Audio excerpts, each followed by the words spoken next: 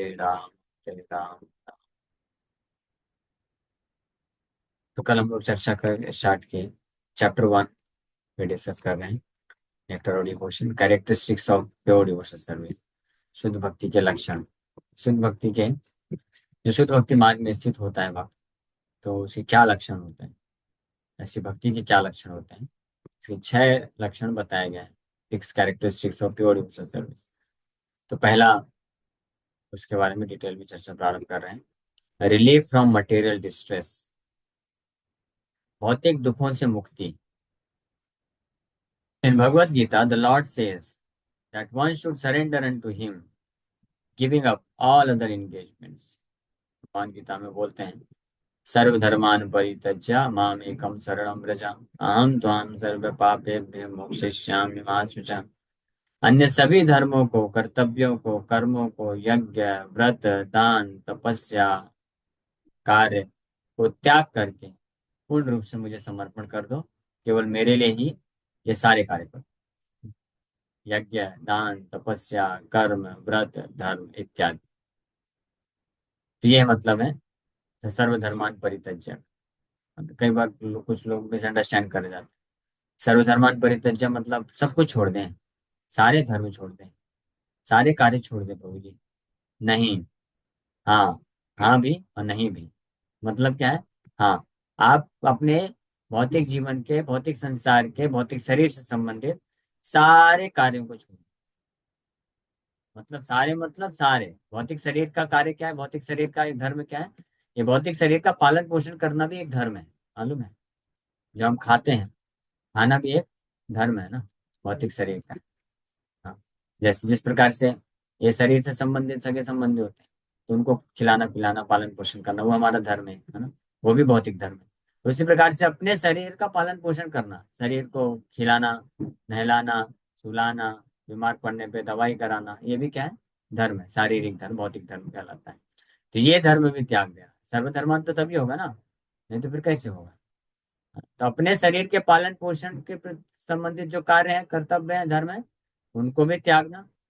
अपने सगे संबंधियों के प्रति जो धर्म कार्य कर्तव्य उनको भी त्यागना। देवी देवताओं के प्रति जो धर्म कार्य कर्तव्य उनको भी त्यागना। अन्य सभी जीवात्माओं के प्रति जो धर्म कार्य कर्तव्य उन सबको त्याग देना। तो फिर जिएंगे कैसे? आगे तो सुनिए। भगवान बस ये नहीं बोले कि बस त्याग दो, एक ही पार्ट बस नहीं सुनना चाहिए, पूरा सुनिए। पिक्चर बाकी है। पूरा सुनेंगे तो समझ में आएगा। नहीं तो आगे वाला एक पार्ट सुनेंगे तो क्या बन जाएंगे? मायावादी। जो पहला पार्ट है ना, वो मायावादी। हाँ, सब कुछ त्याग देना। ये सही बात है, सब कुछ त्यागना है। उसके बाद भगवान क्या बोले? माम एकम शरणम व्रज, सब कुछ मेरे लिए करो। सिंपल। हाँ, सिंपल है ना। ये भौतिक शरीर है, इसको अपना मान करके कि मैं ये शरीर हूँ, ये मान करके इसको खाना पिलाना नहलाना सुलाना, ये जो है, ये भौतिक चेतना, ये भौतिक धर्म है। तो इसको त्याग दो। तो क्या करो? इस शरीर को भगवान कृष्ण का मान कर, ये शरीर कृष्ण का है, कृष्ण की संपत्ति है, कृष्ण की सेवा में लगाना है, इसलिए इसको खाना पिलाना सुलाना नहलाना करना है। समझ में आया? ये है मतलब। यानी आपको खाना पिलाना सुलाना नहलाना नहीं छोड़ना है, लेकिन अपने आप को ये शरीर समझ के ये कार्य नहीं करना है। ये शरीर को कृष्ण का संपत्ति मान करके कृष्ण की सेवा के लिए इस्तेमाल होता है, ये इसलिए करना। उसी प्रकार से जो अन्य कर्तव्य है, अपने सगे संबंधी हैं, स्वजन है, बांधव है, तो उनको अपना सगे संबंधी स्वजन बांधव नहीं समझना। उनको सबको क्या समझना है? ये कृष्ण के भक्त हैं, कृष्ण के अंश हैं, इसलिए उनका पालन पोषण खिलाना पिलाना सब कुछ कराना है, वो छोड़ना नहीं। लेकिन इसलिए मत करिए क्योंकि वो मेरे सगे संबंधी हैं, ये मेरा बच्चा है, मेरे माँ बाप है, मेरा भाई बहन है, मेरे पति पत्नी है, मेरे पड़ोसी है, मेरा समाज है, मेरा देश है, मेरी मानवता है। ये हो, इसको बोलते हैं भौतिक चेतना, इसको बोलते हैं भौतिक धर्म। हाँ, तो इसको त्यागने के लिए भगवान बोल रहे हैं, भौतिक धर्म को त्यागने के लिए बोल रहे हैं। आध्यात्मिक धर्म, कृष्ण के प्रति जो धर्म है उसको त्यागने के लिए नहीं बोल रहे हैं।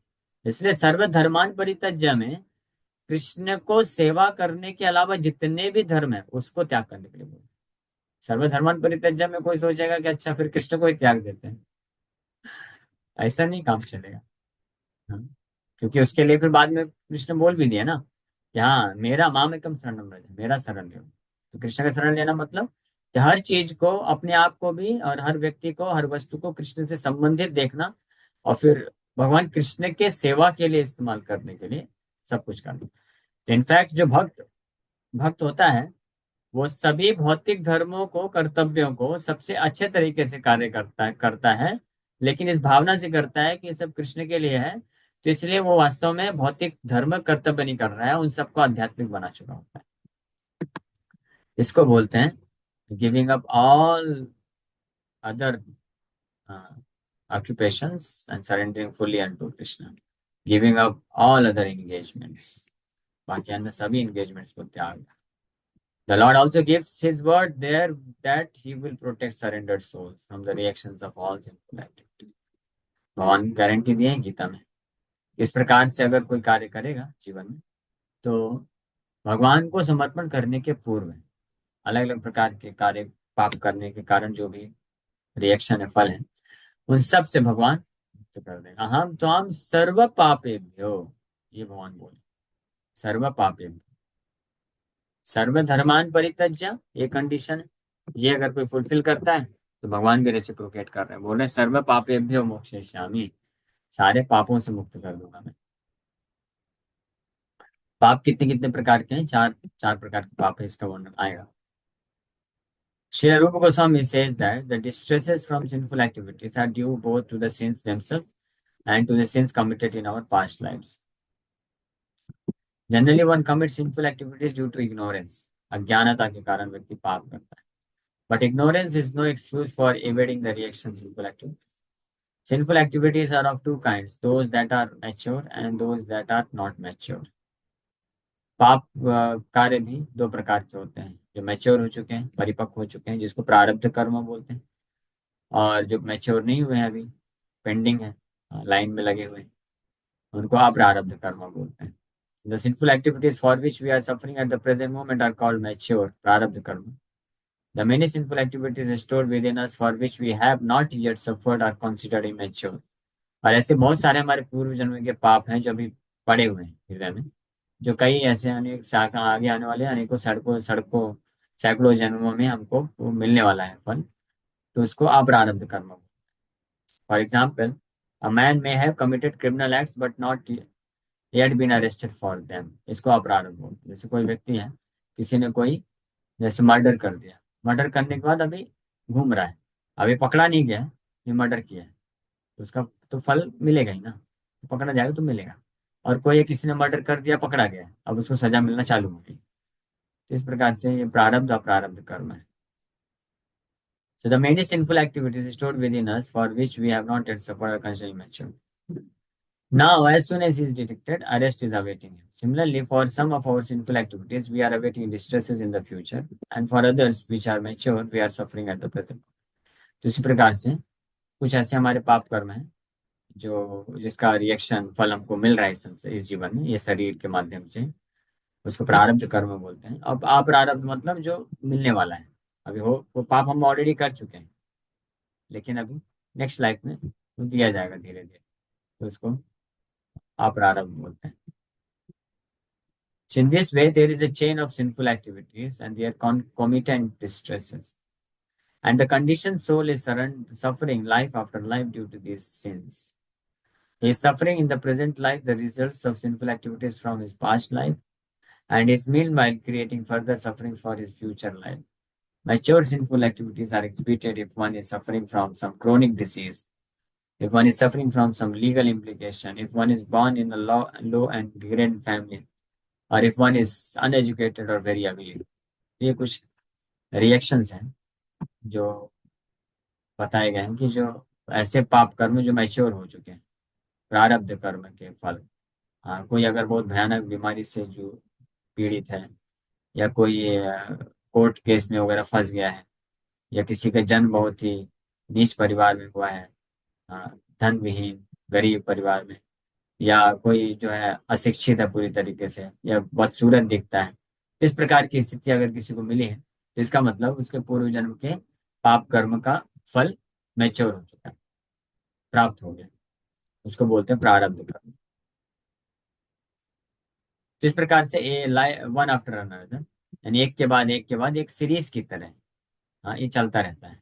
व्यक्ति पूर्व पाप कर्मों का फल मैच्योर होने पे जैसे जैसे मैच्योर होता जाता है, मिलता जाता है, और इस जीवन के जो पाप कर्म करता जाता है वो लाइन पे लगते जाते हैं और आगे बढ़ता जाता है।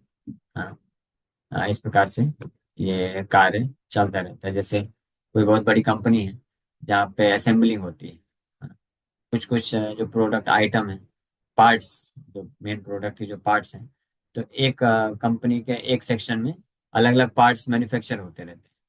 तो एक सेक्शन में मैन्युफैक्चर हो रहे हैं अलग अलग पार्ट्स, और वो पार्ट्स फिर दूसरे सेक्शन में जा करके असेंबलिंग होता है। तो कोई एक सेक्शन होता है जहाँ पे केवल असेंबलिंग हो रहा है, हाँ, और कोई एक सेक्शन होता है जहाँ पे पार्ट्स क्रिएट होते जाते हैं। उसी प्रकार से इस जीवन में हम बहुत सारे कर्म करते जाते हैं, और इसी जीवन में हम जो दुख भोग रहे हैं वो पिछले जन्मों के जो कर्म है वो मैच्योर होकर के उसका फल मिलता जा रहा है। और इस जीवन में जो कर रहे हैं वो अगले आने वाले जीवन में वो मैच्योर होकर वो फल मिलने वाले मिलेगा। इसीलिए ये नहीं देखना चाहिए कि इस जीवन में देखो कितना पाप कर रहा है फिर भी उसको अच्छा क्यों मिल रहा है। अब पिछले जीवन का उसका अच्छा था, पुण्य था, इसलिए वो मिल रहा है। इस जीवन का जो कर रहा है बुरा, तो आगे आने वाले जीवन में मिलेगा। मेच्योरिटी होने में तो टाइम लगता है ना, कोई भी बीज आप डालते हैं तो कुछ समय बाद प्रकट होगा ना। हाँ, उसी प्रकार से कोई व्यक्ति है दवाई खाता है तो इमीडिएटली रिलीफ नहीं मिलता है, कुछ घंटे लगते हैं। कोई जो है कोई गलत चीज खाता है, शराब पीता है, सिगरेट पीता है, तो फिर कुछ कुछ साल के बाद उसका इफेक्ट, मैच्योरिटी आती है। तो हर चीज का मैच्योरिटी पीरियड होता है। उसी प्रकार से कर्मों का भी मैच्योरिटी पीरियड आने पे उसका फल दिया जाता है। ये बहुत ईजी है समझना, इसमें कोई संशय नहीं है। There are many result of past sinful activities for which we are suffering at the present. तो पूर्व पाप कर्मों के बहुत सारे ऐसे फल हैं जो हम आज के समय में कष्ट भोग रहे हैं। And we may be suffering in the future due to our present sinful activities. But all of these reactions to sinful deeds can immediately be stopped if we take to Krishna consciousness. As evidence from this, Sri Goswami quotes from Srimad Bhagavatam, 11th canto, 14th chapter, verse 19. This verse is in connection with Lord Krishna's instruction to Uddhava, where he says, "My dear Uddhava, devotional service unto me is just like a blazing fire, which can burn into us as unlimited fuel supplied to it." तो इसका पुष्टि कारण भगवान भागवत में भी करते हैं, उद्धव को बोलते हैं कि हे उद्धव, मेरा जो भक्ति है वो ऐसे तीव्र अग्नि की तरह है जो बहुत सारे जो ईंधन है उसको जला के राख कर देता है। उसी प्रकार से इसका फल, the purport is that as the blazing fire can burn any amount of fuel to ashes, so devotional service to the Lord in Krishna consciousness can burn up all the fuel of sinful activities. For example, in the Gita, Arjuna thought that fighting was a sinful activity, but Krishna engaged him on the battlefield under his order, and so the fighting became devotional service. Therefore, Arjuna was not subjected to any sinful reaction. So इस प्रकार से ये ब्रह्म संहिता में भी ब्रह्मा जी इसका पुष्टि करते हैं। कर्माणि निर्दहति किंतु च भक्ति भाजम। आह अथ्वेंद्र, श्लोक क्या है? कर्माणि निर्दहति किंतु च भक्ति भाजम। कर्माणि निर्दहति किंतु च भक्ति भाजम, गोविन्दमादिपुरुषं तमहं भजामि। यस्त्विन्द्रगोपमथवेन्द्रमहो स्वकर्मा बन्धानुरूपफलभाजनमातनोति। कर्माणि निर्दहति किन्तु च भक्तिभाजां, गोविन्दमादिपुरुषं तमहं भजामि।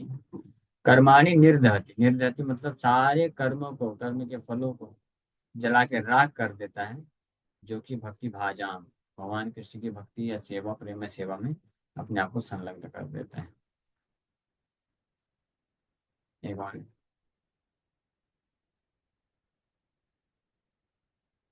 I adore the prema Lord Govinda who burns up to their roots all fruitive activities of those who are imbued with devotion, and impartially ordains for each the due enjoyment of fruits of one's activities. This actually पढ़ना है। इस प्रकार के जितने भी प्रकार के कर्म होते हैं आगे वर्णन किया जाएगा। चार अलग अलग प्रकार के कर्म, प्रारब्ध अप्रारब्ध के बारे में आज चर्चा की। और इसके अलावा बीजम और कूटम भी होते हैं।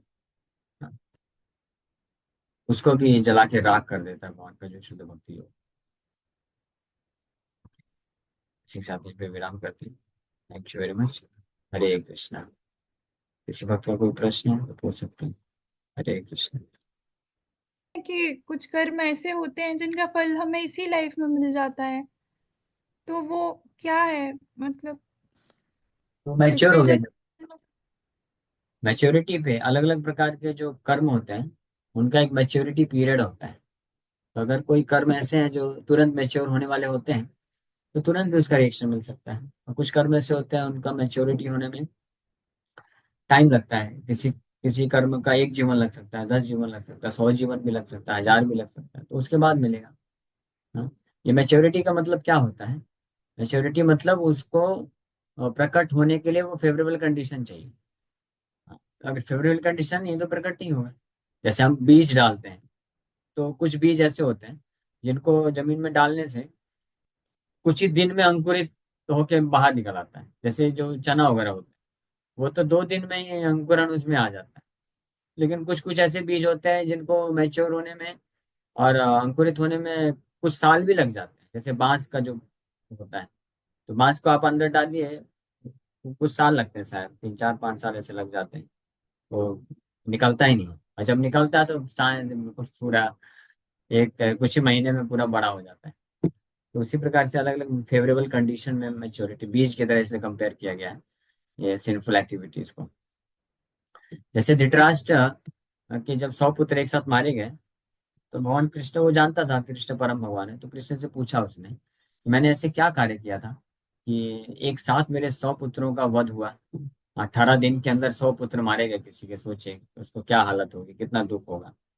तो भगवान कृष्ण उसको बताते थे धृतराष्ट्र को कि कितने, तो शायद 72 जन्म पूर्व बताते हैं कि 72 जन्म पहले आपने एक साथ 100 पक्षी, एक पक्षी के जो है 100 अंडे थे उनको एक साथ आपने मार दिया था। तो उसने प्रश्न पूछा कि फिर मुझे इमीडिएटली क्यों नहीं मिला फल, इतना इतने जन्मों के बाद क्यों मिला? मान बोले कि वो इतने जन्म आपको लग गया इतना पुण्य अर्जन करने के लिए जिस पुण्य के बल पे आपको 100 पुत्र मिले। क्योंकि 100 पुत्र मिलना भी तो उसके लिए तो बहुत पुण्य चाहिए ना। तो इतने सारे आपको पुण्य कर्म करने पड़े। और जब मिल गया एक साथ फिर उसका भुगतान करना पड़ा। जैसे किसी के ऊपर कर्जा है, 50 करोड़ रुपए का कर्जा है, तो 50 करोड़ रुपए कर्जा कैसे चुकाएगा? जैसे जो कर्जा लेने, मान लीजिए बैंक का या गवर्नमेंट का कर्जा है, तो गवर्नमेंट आके अब देख रही है अरे इसके पास तो घर ही नहीं है, 5 लाख रुपए का तो घर है और कुछ है ही नहीं। तो फिर गवर्नमेंट उसको टाइम देगी कि ठीक है आप जॉब करो, बिजनेस करो, पैसे कमाओ और फिर कर्जा उतारो। तो बेचारा 15 साल अच्छे से मेहनत करता है, 50 करोड़ रुपए जब जमा होता है तब गवर्नमेंट आके ले जाती है, कर्जा चुका देती है और उसके इंटरेस्ट के साथ। तो इस प्रकार से मैच्योरिटी पीरियड पे रिजल्ट मिलता है। ठीक है।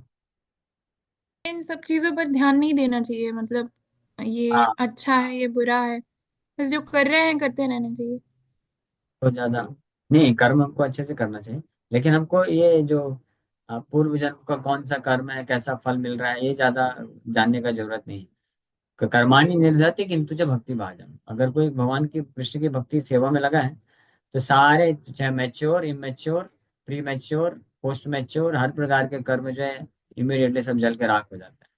इसलिए भक्तों को आवश्यकता नहीं है ये सब ज्योतिष शास्त्र के पास जा करके ये पता करने का कि 7.5 चल रहा है या शनिचर की दशा है या शुक्र की दशा है, ये सब कोई जरूरत नहीं।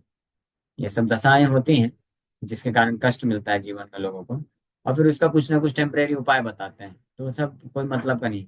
वो टेम्परेरी उपाय आपके अभी जीवन में कुछ आने वाला है तो उसका टेम्परेरी कुछ उपाय आपको मिल जाएगा, आप उसको उससे आप बच जाओगे। लेकिन ऐसे करोड़ों करोड़ों जन्मों के करोड़ों करोड़ों पाप कर चुके हैं तो सबसे कैसे बचेंगे? तो बुद्धिमान व्यक्ति वो है कि एक ऐसा कार्य करे जिससे सारे के सारे कर्म एक साथ खत्म हो जाए। हाँ, वो बुद्धिमान होगा ना कि एक एक करके टेम्परेरी खत्म करने का प्रयास करें। तो इसलिए भक्ति भाव जाओ, तो कृष्ण के नाम का तीव्रता से जो आश्रय ले लेता है और जैसे ही शुद्ध भक्ति मार्ग में स्थित हो जाता है इमीडिएटली सारे के सारे प्रारब्ध अप्रारब्ध और सब अपने आप खत्म हो जाते हैं। इतना पावरफुल। ठीक है। थैंक यू प्रभु जी, हरे कृष्ण। हरे कृष्ण।